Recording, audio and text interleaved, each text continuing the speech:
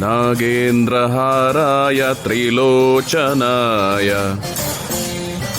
ಭಸ್ಮಾಂಗರಾಗಾಯ ಮಹೇಶ್ವರಾಯ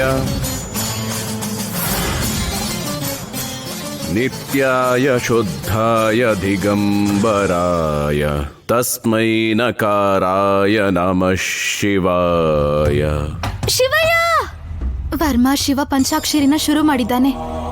ಜಪ ಪೂರ್ತಿ ಆದ್ರೆ ನಾಗನಿಧಿನ ಪಡ್ಕೋತಾನಷ್ಟೇ. ಮಂದಾಕಿನಿ ಸಲಿಲ ಚಂದನ ಚರ್ಚಿತಾಯ.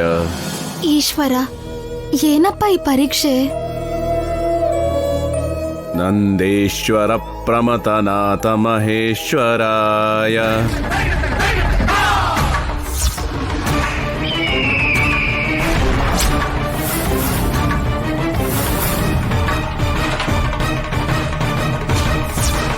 ಶಿವಯ್ಯ!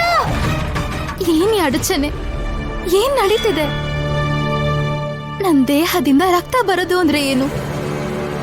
ಈ ನಾಗಮ್ಮ ಪ್ರಾಣ ಅಪಾಯಕ್ಕೆ ಬೀಳೋದು ಅಂದ್ರೆ ಏನು? ನನ್ ಪುಣ್ಯನ ನನ್ ಬಿಟ್ಟು ಹೋಗ್ಬೇಕಾ? ಇದು ಭ್ರಮೇನ ಭವಿಷ್ಯನ? ಅದು ಭವಿಷ್ಯವೇ ನಾಗಮ್ಮ.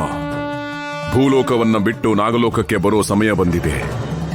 ಬರದೇ ಇದ್ದ ಪಕ್ಷದಲ್ಲಿ ನಾಗಲೋಕದ ನಿಬಂಧನೆಯನ್ನು ಧಿಕ್ಕರಿಸಿದ್ದಕ್ಕಾಗಿ ಶಿಕ್ಷೆ ಅನುಭವಿಸಬೇಕಾದೀತು. ನಾಗರಾಜನ ಶಾಪಕ್ಕೆ ಗುರಿಯಾಗಬೇಕಾದೀತು. ಆ ಭವಿಷ್ಯವೇ ನಿನಗೀಗ ಗೋಚರವಾಗಿದ್ದು ತಕ್ಷಣವೇ ಹೊರಟು ಬಾ.